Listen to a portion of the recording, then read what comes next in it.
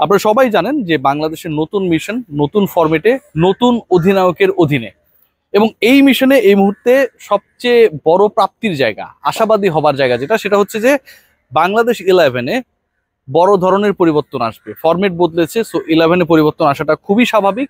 এর থেকেও বড় সুসংবাদ সেটা হচ্ছে দলের দুজন প্রিমিয়াম পেসার স্পোর্টিং উইকেটে খেলা হবে, যেখানে পেসারদের একটা বড় রোল থাকবে।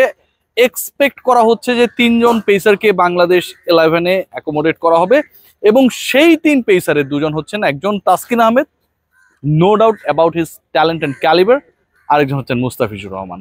অদ্ভুত ইনজুরি থেকে তিনি অদ্ভুতভাবে সুস্থ হয়ে উঠেছেন, কিন্তু যেটাই বলি না কেন, সমালোচনা করি আর আলোচনা করি, মুস্তাফিজ পিচ। মুস্তাফিজ, তাসকিন বাংলাদেশ দলে ঢুকছে, মিরাজের স্পিনিং পার্টনার কে হবে সেই আলোচনা যখন, ঠিক তখন একই সাথে ওপেনিং নিয়ে যথেষ্ট আলোচনা হচ্ছে। একজন ফিক্সড, ছোট তামিম তার স্পট ধরে রেখেছেন তার পারফরমেন্সের আলোয়। তার পার্টনার কে হবেন সেই আলোচনায় রয়েছেন লিটন কুমার দাস। তার পার্টনার কে হবেন সেই আলোচনায় রয়েছেন পারভেজ হোসেন ইমন। তার পার্টনার কে হবেন সেই আলোচনায় রয়েছেন নাইম শেখ। সো এই যে আলোচনাটা হচ্ছে, সেই আলোচনাটাই একটা ইতিবাচকতার ইঙ্গিত দেয়, এবং সেই ইতিবাচক দিকটা হচ্ছে বাংলাদেশ দলের রাইট নাও অন্তত ওপেনিং এ অপশনের অভাব নেই। What about the middle order, সেখানটাও একটা বড় শাফলিং হবে। যতটুকু টিম ম্যানেজমেন্টের কাছ থেকে আমরা জানতে পেরেছি যে মিডল অর্ডারে যেভাবে এক্সপেক্ট করা হচ্ছে, যেরকম হতে পারে 11-এ কে কোন পজিশনে ব্যাট করবে, এই যে ডিসকাশনস গুলো চলছে, সেটা আসলে অ্যাজ পার আওয়ার প্রেডিকশন হতে যাচ্ছে না। সো এখানটাও একটা চমক থাকছে। ইম্পর্টেন্ট নিউজ আরো একটা, cricket operations chairman Nazmul Abedin ফাহিমকে নিয়ে অনেক আলোচনা হচ্ছে।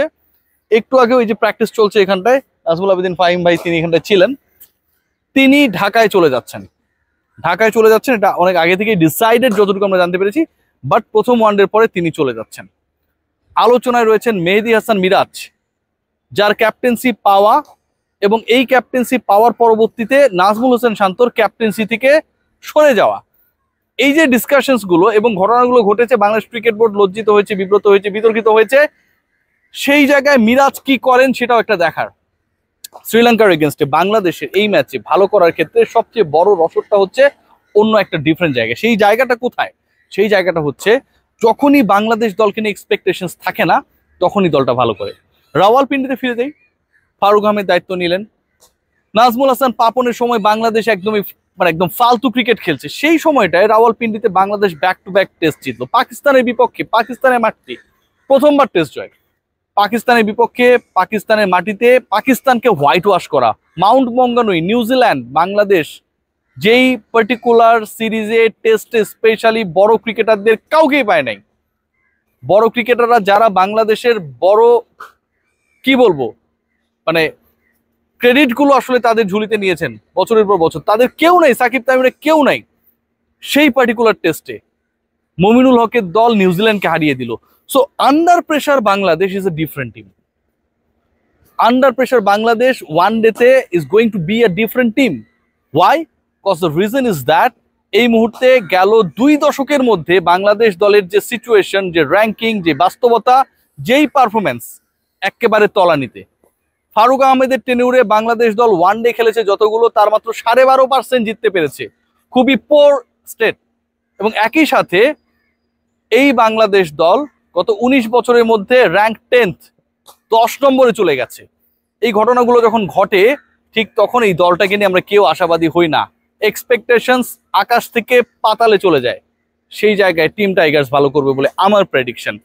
অনেকে অনেক আলোচনায় রয়েছেন বাংলাদেশ দলের। আমার কাছে মনে হয় সবচেয়ে বেশি আলোচনায় থাকবেন 2জন ক্রিকেটার, সেটা হচ্ছে ব্যাটিং ডিপার্টমেন্টে Liton Kumar Das, whether he will play for the 11 or not।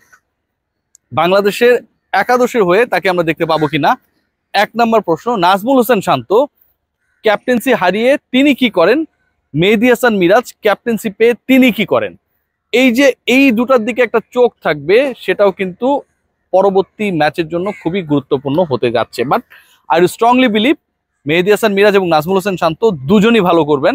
মিরাজের ব্যাটিং পজিশনটা কোথায় হয়, অনেক কি বলবো আকুতি, অনেক মিনতি, অনেক আলোচনা, অনেক লেখালেখি, অনেক কন্টেন্টস, অনেক ইন্টারভিউস। উপরে ব্যাট করতে চান, মিরাজ কি ক্যাপ্টেনকে, তাকে নিজেকে উপরে তুলবেন, সেটাও কিন্তু একটা বড় প্রশ্ন। অ্যান্ড লোয়ার মিডলে শামীম হোসেন পাটোয়ারি নাকি জাকের আলী অনেক, সেটাও একটা প্রশ্ন। এই সকল প্রশ্নের উত্তর মিলার অপেক্ষা আর মাত্র কয়েক ঘন্টার মধ্যে। অ্যান্ড রিয়াসাদ আজিম সেই উত্তরগুলো খোঁজার চেষ্টা করবে। আপনাদের জন্য চলে এসেছি শ্রীলঙ্কায়, কলম্বোয়, প্রেমাদাসা স্টেডিয়ামে। সবাই ভালো থাকবেন। Take great care.